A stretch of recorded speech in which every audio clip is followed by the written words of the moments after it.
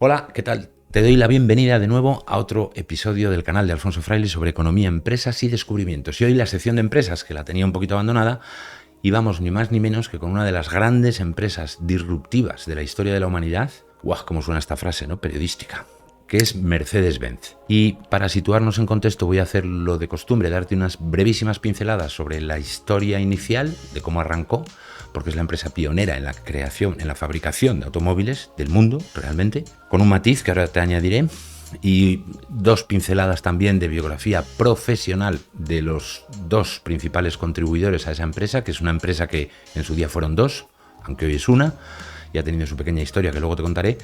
Y finalmente te voy a dar una novedad y primicia muy importante para el mundo de la industria del automóvil en todo el planeta, porque tiene que ver con un tema de alta preocupación para el futuro y Mercedes, de entre todos los grandes fabricantes mundiales, está siendo pionera, empresa pionera. Así que vamos allá. Te recuerdo que este es un canal de libertad con principios.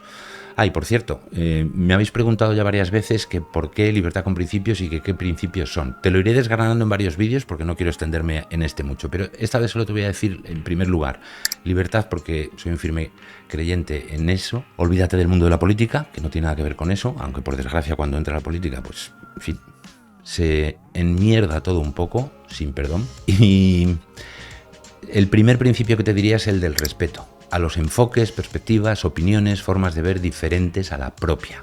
Si tú opinas lo contrario, lo he dicho varias veces, me encantará que lo escribas respetuosamente. Afortunadamente, de 300 y pico comentarios que llevo en el canal, solo uno iba con insultos y lo eliminé. Eso sí que no lo voy a consentir en mi canal. Todo lo que se haga con respeto, la discrepancia, me gusta mucho porque además me obliga también a mí a reflexionar sobre gente que tiene una perspectiva diferente. Bueno, ya voy sin más, que ya me estoy enrollando un poco más que de costumbre en esto. Para contarte esto no quiero olvidarme de las fechas, que no me tomo la molestia en memorizarlas, pero te las digo muy rápidamente. Mercedes-Benz debe su nombre en parte a los dos socios fundadores y en parte a otra persona que no es de la familia de los fundadores, que es una curiosidad que ahora te cuento. En primer lugar, Carl Benz, de ahí el nombre de Mercedes-Benz, el apellido de Benz es del primer ingeniero que inventó el primer automóvil de motor de combustión interna, ¿vale? Él creó además el motor antes que el resto del vehículo y aproximadamente en 1886, un año o dos arriba o abajo, como ya llevaba mucho tiempo investigando, es difícil de precisar, pero más o menos nos hemos quedado con esa fecha oficialmente. Y paralelamente, aunque sin conocerse, Gottlieb Daimler, te sonará Daimler-Benz, ha sido el nombre que ha tenido la empresa durante muchos años, también empezó a desarrollar sus propios motores y vehículos. Pero estos dos señores no se juntaron. Y además, el nombre de Mercedes, que lo ha tenido tanto la marca comercial como la empresa, te recuerdo que ya he sacado un vídeo para explicarte y listarte la diferencia entre las empresas fabricantes y las marcas comerciales de cada empresa, para tener claro qué es qué y evitar confusiones que se producen con frecuencia en los medios de comunicación. Bueno, pues en este caso el nombre de Mercedes era la hija de un cliente muy importante. No te voy a dar el nombre porque es anecdótico, pero no era de la familia de ninguno de los dos ingenieros, ¿vale? Entonces, la realidad es que en el año 1926 se fusionan las empresas, ya había fallecido Gottlieb Daimler, ya había fallecido, por lo cual estos dos ingenieros realmente nunca trabajaron juntos. Pero sus empresas sí se fusionaron y en ese momento le dieron el nombre de Daimler-Benz a la empresa.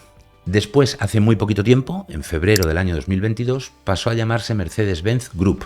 Y esa empresa, y ahora ya damos este triple salto mortal hacia adelante con el momento actual, esta empresa ahora sí tiene tres divisiones principales. A ver, Mercedes-Benz, además de haber sido el primer fabricante de coches a finales del siglo XIX, ¿vale?, tardó unos años más que Ford en introducirlos en una cadena de montaje para producirlos en escala y en serie. Por eso, según qué buscador utilices o qué medios consultes, hay quien sostiene, especialmente en Estados Unidos, que Ford fue la primera empresa del mundo en producir coches en serie. Bueno, en producir coches en serie a escala grande, sí, pero en producir coches en serie a escala pequeña, no, porque le llevaba una ventaja de más de un cuarto de siglo Mercedes específicamente. Además ha sido una empresa muy relevante, es más conocida por los automóviles de lujo, pero desde hace ya varias décadas, 2 aproximadamente, o 2 y media, según en qué territorios del mundo, tiene también coches de gama media y de gama económica, y sin eso no podría tener las ventas de unidades que ahora te voy a decir que tiene en la actualidad, porque realmente son cifras ya bastante grandes. Entonces, las tres clases principales en las que yo he agrupado, esto es un poco de mi cosecha, la empresa lo dice, bueno, tiene la clase S, que es un poco el buque insignia de modelos de lujo y alta gama, pero los modelos AMG son los que representan la calidad técnica y el alto rendimiento de prestaciones, y por último, en los tiempos que corren, como no podía ser de otra forma, la línea EQ, que es la de la movilidad eléctrica. Mercedes en su origen quiso también, para que lo sepas, y por eso tienen motores para aviones, incluso para barcos.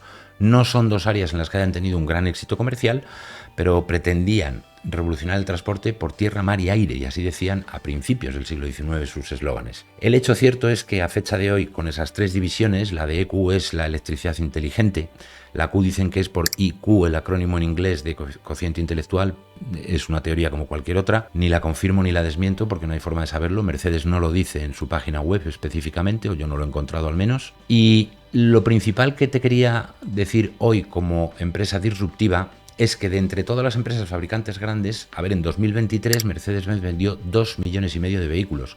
No es de las empresas que más venden y fabrican, pero es una cantidad muy respetable que no podrían tener esa cifra si solo se hubieran quedado con los vehículos de lujo. De esos 2,5 millones aproximadamente, 450.000 son en furgonetas, que esa sí es una división muy potente. Furgonetas grandes, medianas y pequeñas, y también microbuses, y están trabajando mucho en eso para electrificarlo. Están, como todas las empresas fabricantes del mundo, poniendo el grueso de su CAPEX, de su Capital Expenditures, del que te he hablado ya en varios vídeos en la sección de economía, en la electrificación. Y específicamente han puesto en marcha y anunciado oficialmente hace poco la primera planta en territorio europeo y de las más grandes del mundo actualmente para reciclaje de baterías, específicamente de coches eléctricos. Este tema del reciclaje de baterías lo trataré en un vídeo aparte para darte un poco también el panorama de conjunto de qué empresas ya lo están haciendo. Es una de las demandas que tenemos como consumidores para asegurarnos que las baterías no nos van a costar más que el coche a largo plazo, que ya te digo yo que no va a ser así.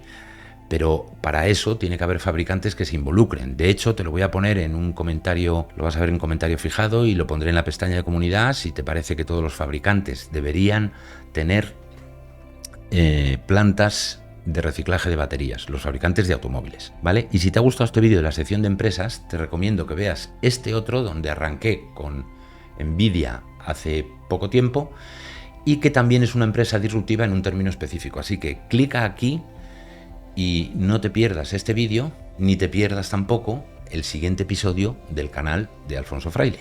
Que te vaya muy bien. Chao.